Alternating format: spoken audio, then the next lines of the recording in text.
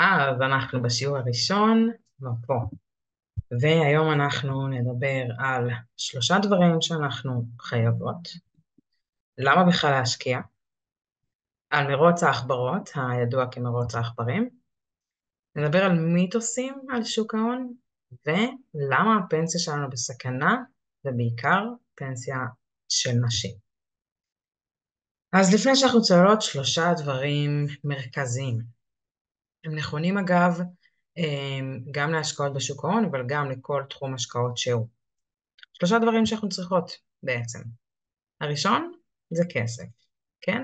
אולי זה נראה בסיסי ומובן מאליו, אבל אנחנו צריכות כסף שיהיה לנו להשקיע,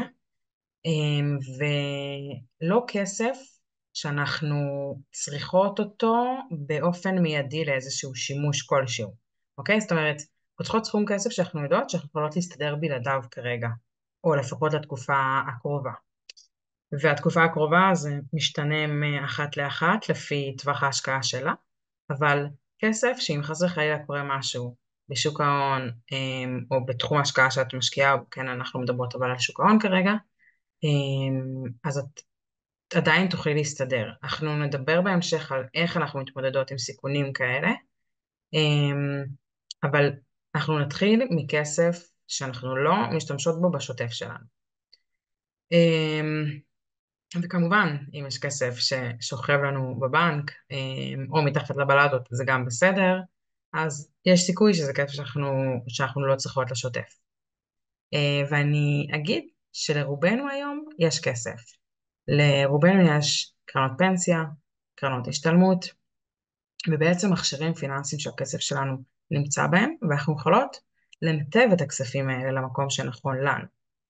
ככה שזה אולי לא כסף נזיל, לא כסף שנמצא עכשיו אצלי בחשבון הבנק, אבל זה כן כספים שהם שלי, ואני אוכל פשוט לנתב אותם אחרי שאני אלמד כמו שצריך ואבין מה לעשות, לנתב אותם למקום הנכון. אז דיברנו על כסף, ונדבר על הדבר השני, שהוא ידע. כמו שאמרתי, גם אם יש לנו כסף והיה לנו את הידע מה לעשות איתו, זה לא יעבוד, אז הדבר השני שחייב זה ידע, ואני לא מדברת על ידע כמו זה שקיים באינטרנט, שככל הנראה גם בגלל זה הגעתם לכאן, כי הבנתם שאתם מה שאתם צריכות, זה ידע שהוא ממוקד ורלוונטי אליכם. היום יש הכל באינטרנט, הכל. האם זה נכון לי, האם זה שרלטנות, האם זה, לא יודעת, סיכון גבוה מדי, האם זה יבלבל אותי, יש סיכוי, אוקיי? יש סיכוי שכל הדברים האלה יקרו, ולכן אנחנו באנו לכאן כדי ללמוד באופן מסודר.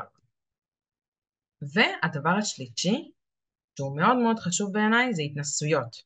כי אחרי שבעצם, אם אני אחלק את זה רגע אתן הקבלות ל3 הנקודות האלה, אז כסף זה הדבר האמצעי, הכלי, ידע זה התיאוריה, אבל עכשיו אנחנו צריכות את הפרקטיקה.